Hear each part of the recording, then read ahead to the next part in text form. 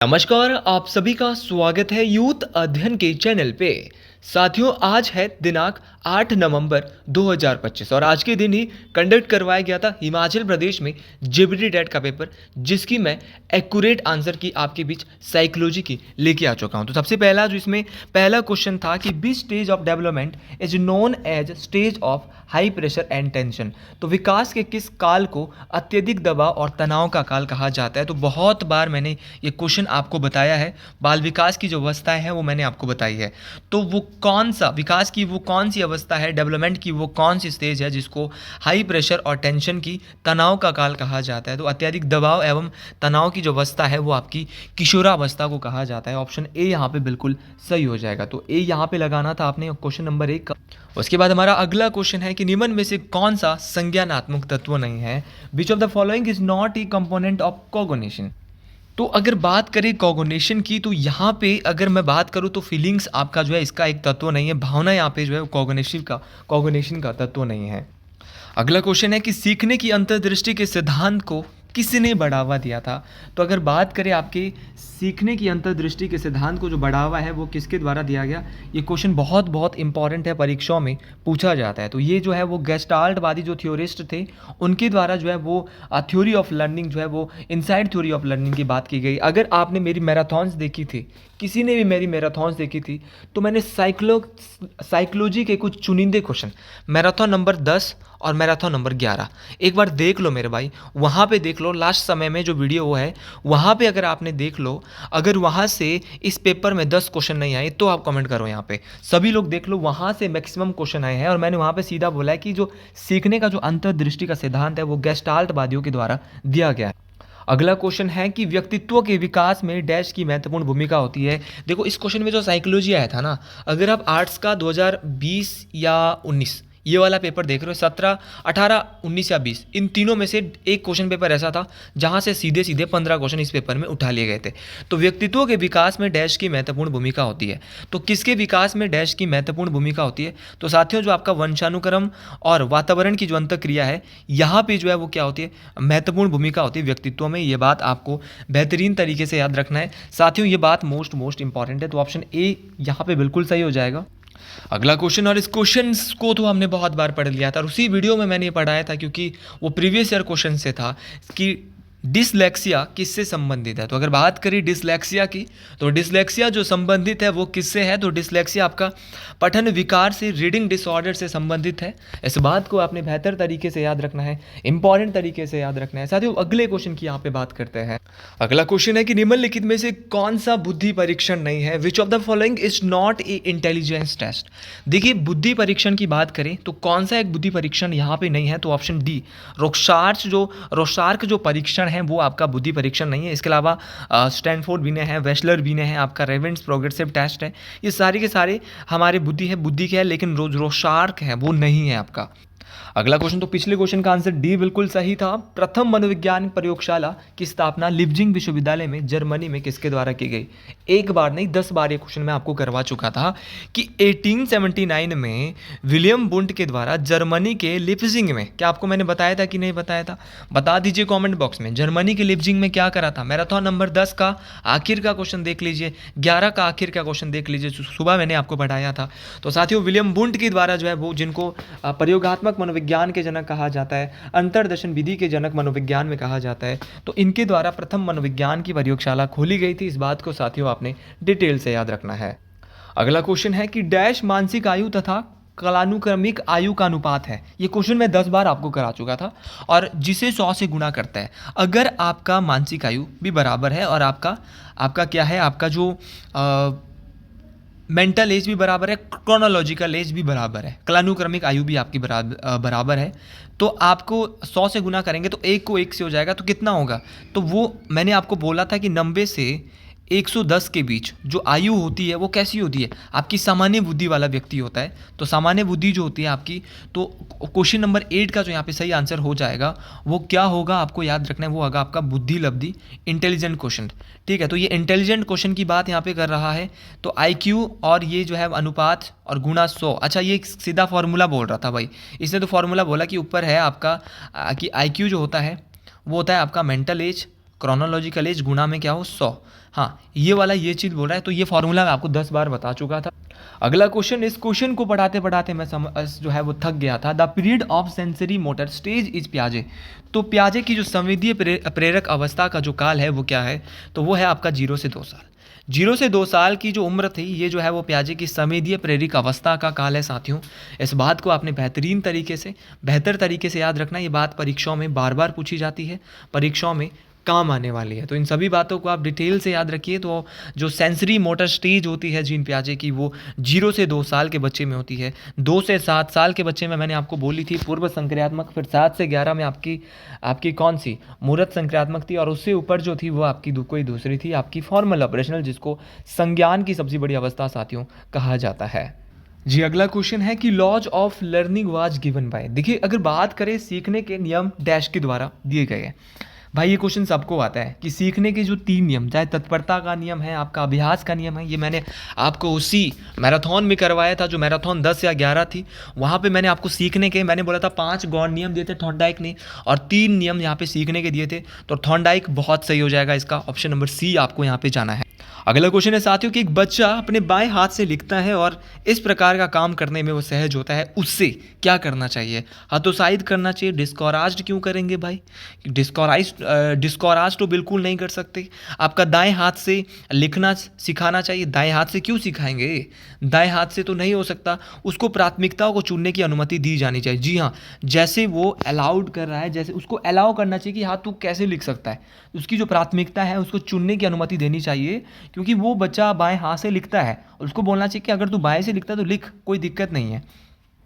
तो option C पिछले question का बिल्कुल सही था। बालक की कालानुक्रमिक आयु और मानसिक आयु दोनों 10 वर्ष है।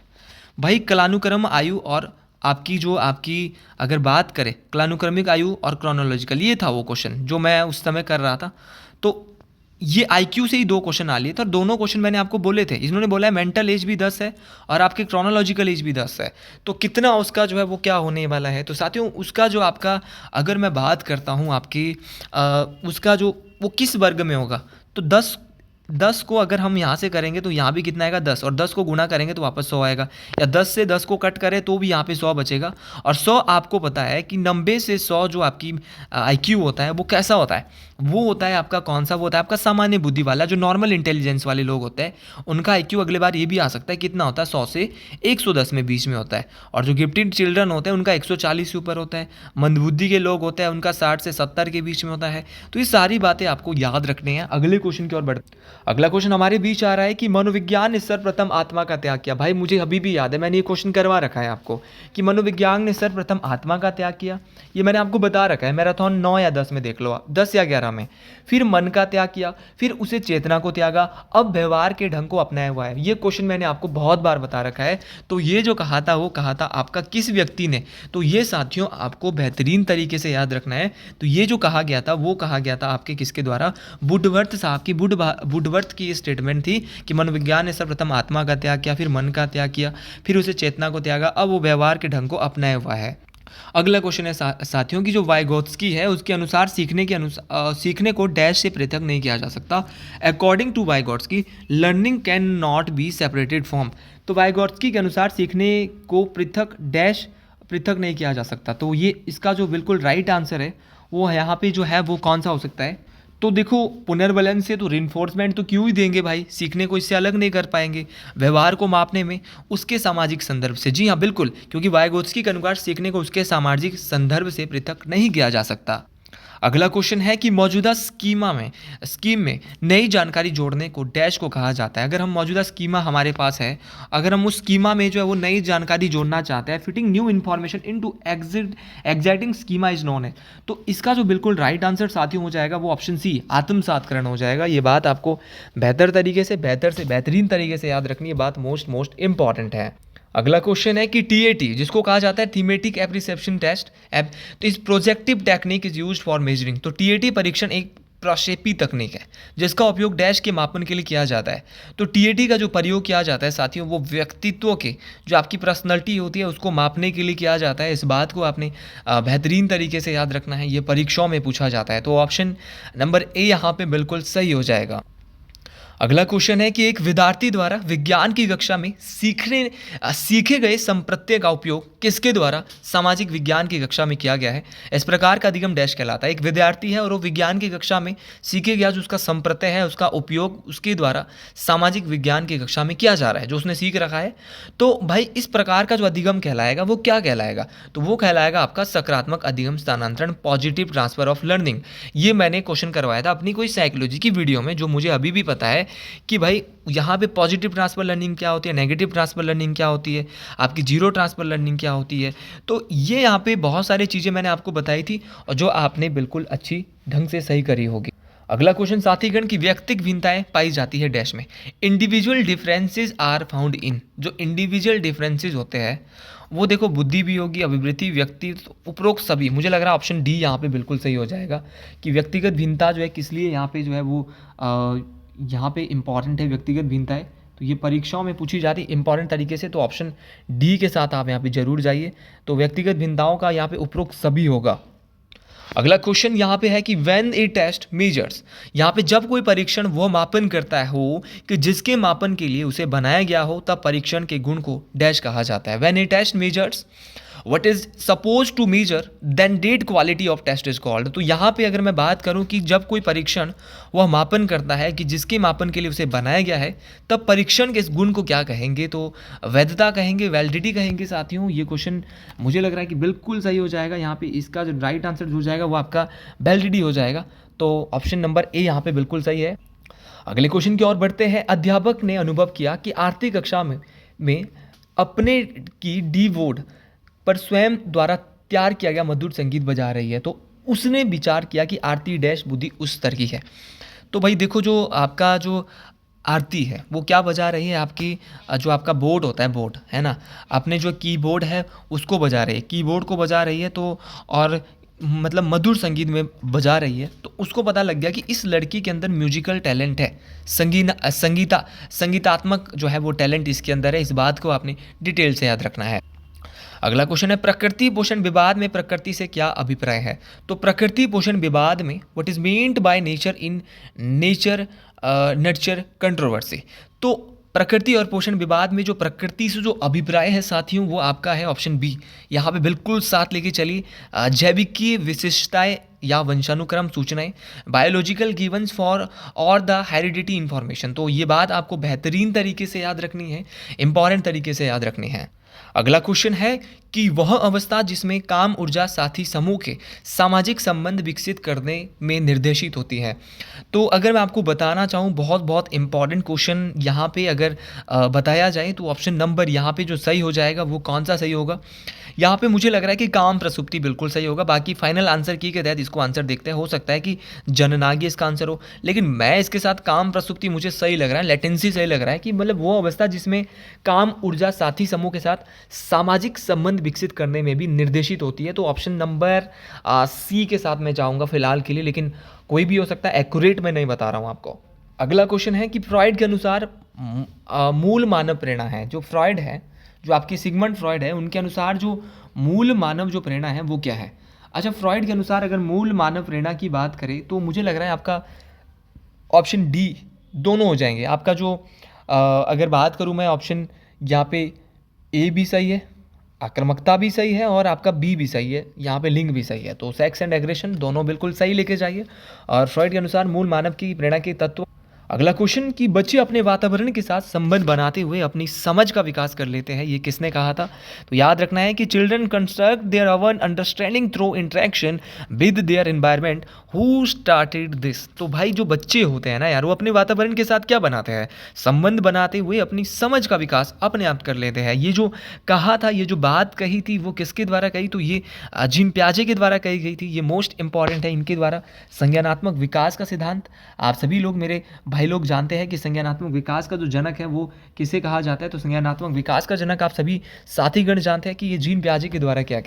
अगला क्वेश्चन है कि अहम निर्देशित होता है, क्या मैंने आपको नहीं बताया था कि जो ईगो है वो किस पे गाइडेड होता है। एक प्लीजर पे होता है, एक आपका जो है वो मॉरलिटी पे होता है, एक आपका रियलिटी प्रिंसिपल पर होता है। तो अहम जो होता है वो किस सिद्धांत पर होता है, तो अहम आपका रियलिटी प्रिंसिपल पर, वास्तविकता सिद्धांत पर निर्भर होता है।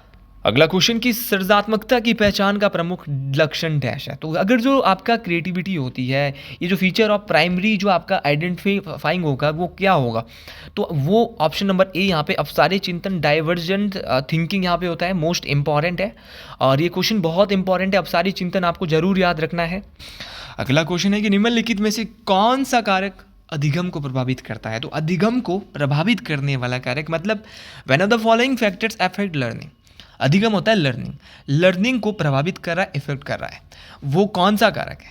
तो देखो भाई, देखो अगर मैं आपको यहाँ पे बताना चाहूँ तो विद्यार्थियों की अभिरुचि भी इफेक्ट कर सकती है, विद्यार्थियों की संवेगात्मक स्वास्थ्य, इमोशनल हेल्थ फॉर स्टूडेंट, ये भी इंपॉर्टेंट है, और विद्यार्थी को का सामाजिक एवं सांस्कृतिक संदर्भ। तो option D all of the above बिल्कुल सही हो जाएंगे। अगला क्वेश्चन है कि निम्न में से कौन सी आवश्यकता है उच्च स्तर क्रम की आवश्यकता है? Which among the following are higher order of needs. तो हायर ऑर्डर ऑफ नीड्स की अगर बात करें तो ऑप्शन बी आत्मसम्मान की आवश्यकता, सेल्फ एस्टीम नीड्स आपको जरूर याद रखना है, मोस्ट इंपॉर्टेंट है, ये भी परीक्षाओं में पूछा जाता है। अगला क्वेश्चन, बुद्धि का त्रिचापीय सिद्धांत किसके द्वारा दिया गया? क्या ये क्वेश्चन मैं आपको नहीं पढ़ा चुका हूँ? बहुत दफ़ा यार ये क्वेश्चन बता चुका हूँ कि बुद्धि का जो त्रिचापीय सिद्धांत है वो स्टर्नबर्ग साहब के द्वारा दिया गया।